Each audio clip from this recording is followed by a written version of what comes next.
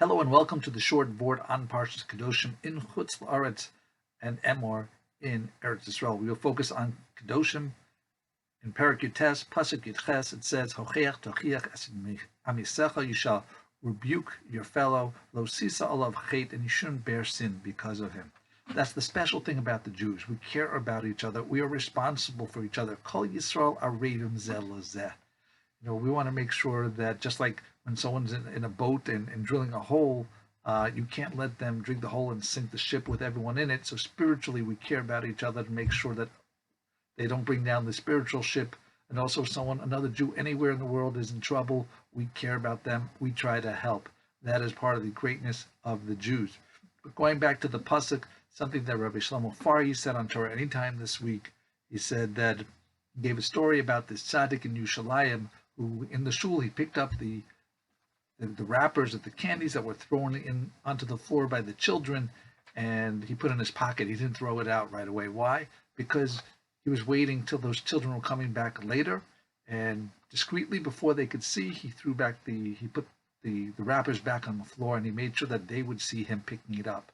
He was teaching by example. He was educating and rebuking in the best possible way. He didn't even mention what they did wrong, but they were able to take, hopefully, the lesson. That is,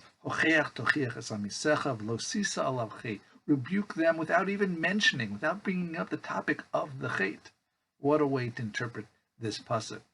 Since we have some time, I heard another Devar Torah that about the greatness of the Jews as expressed externally goes back into around the 1980s when there was this young boy who was born very small, 2 to 3 pounds, and there were questions at different points whether he would survive. Baruch Hashem, he did, but he remained very short. His classmates would make fun of him, pee-wee, shrimp, whatever they called him, and it was hard because he was shorter than everyone else. At that point, some drug came out, and there was debate whether the pros or cons were worth it. That would help, like maybe a steroid or something that would help him grow, but there were risks. They weren't sure what to do.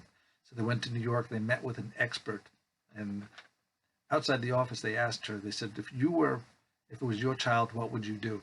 And she thought about it, and she said, I would do it, but there's a difference. I live in Scarsdale. The people there are very superficial. They judge by what you look like, how you dress, what type of car you have. So it really would make a big difference in this person's lifestyle. I'd have no choice but to try to see if my child would grow. But your people, you're an internal people. You focus on what matters, not just the superficiality. And therefore, if I was you, I wouldn't take the risk of giving this medication, this procedure to your child, if it was mine. So there we see the greatness of Am Yisrael. We're an internal people. We're not focused on the superficial, and we care about each other. When we reprove each other, we do it, caringly, not angrily, not with insincere virtue signaling, and best way if we could even do it without even having to mention what was going wrong, and teach by example. That's the best way to teach without bringing it up. People don't resent it. They just learn the lesson. Thank you for listening. Have a wonderful week and a wonderful Shabbos. Like, share, and subscribe.